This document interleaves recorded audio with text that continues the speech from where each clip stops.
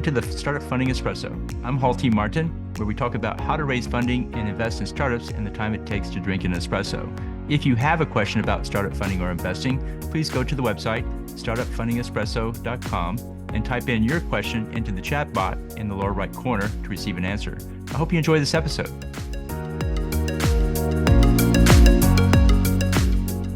Hello, this is Hall T. Martin with the Startup Funding Espresso, your daily shot of startup funding and investing. The power law drives the startup investment return. Only a small number of startups are going to have an outsized return. The power law also applies to startup pitching. The best pitch in a group wins the lion's share of the funding. While the investors may view each startup differently, the overall best pitch will typically capture the majority of the funding. In pitching a group of investors, it's important to bring your best effort, as you must first win out over other deals in the room.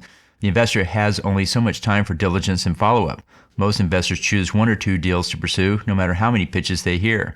Since the pitches came at the same time, investors compare each deal to the other. It's not often the startup has the ability to choose who they pitch against. To the extent possible, avoid pitching in a group of very strong startups, as investors will compare your deal to their deals. Thank you for joining us for the Startup Funding Espresso, where we help startups and investors connect for funding. Let's go start listening to today.